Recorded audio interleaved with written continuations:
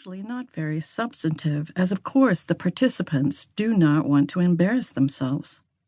But invariably, over the course of the session, they share a story that becomes profound. I've never known this not to happen. Why? Because I think people long to tell their story, and they just haven't had the right opportunity to be heard. But it's only in the process of the telling that they discover why the story matters to them. To give you an example, the following story experience has long resonated with me. Tom was a trim, physically fit man in his 50s, dressed in jeans with a smart shirt and sweater. An upper-level executive, he had spent more than 20 years at a major communications company. He was attending the workshop with several colleagues. On this day, Tom was the third one to speak. True to form, after the first two participants shared incidental personal stories. Tom spoke freely when it was his turn. He said that he had left home young, around 14 years old, and led a peripatetic life. He earned enough money through odd jobs to party each weekend, which usually meant getting stoned or drunk with his friends. This went on for years, until early one Monday morning, when he was 29, Tom woke up in a diner booth and realized he'd been on a 4-day bender.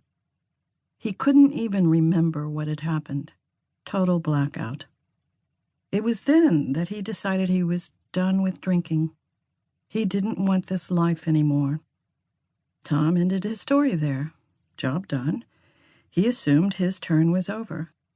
He had answered the exercise objective. He had told a story out loud that we would otherwise never have known. The room was poleaxed. We did not expect this story from the healthy-looking, successful man in our midst. But I knew there was more to be heard.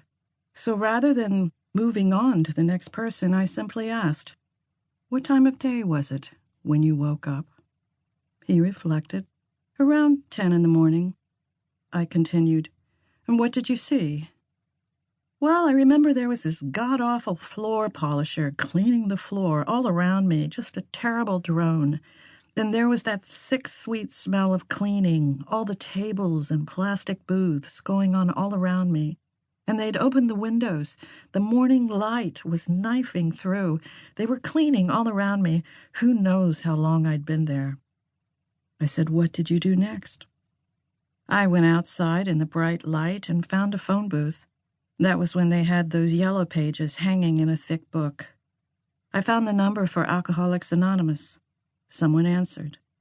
And all I remember is they took down my address, said I should go home, and they would send someone over for me that day to take me to a meeting." "And what did you do when you got home?" "I tore through my house and found every bottle and poured out all the contents. Wherever they were stashed, under the sink, wherever, I flushed them all down the toilet, and then I sat down and waited." "And did someone come?" "Yes, I remember sitting by the radiator watching the sun go down, waiting until about 5. That was a long time to wait, wasn't it?" "I don't remember. I was just so grateful they had promised a person would show up that day." "And?" "They did. They took me to my first meeting. And now, 20 years on, I never had another drink after that day." Silence enveloped the room. Or, I should say, listening. Everyone's emotions were pent up to bursting. We were all tuned in to Tom. Why? Because he was so open and vulnerable. How had this story of a young man who spoke of cleaning products, phone booths, and waiting by a radiator captured their attention? Because there was another story quietly sitting behind the first one. I knew that if he could simply make us see the world as he saw it that day, in all its boring, prosaic details, that we would be there with him. The true story would reveal itself. So I asked, how was it that you'd spent almost half your life, from the age of 14 to age 29, without any apparent direction or training for a better job?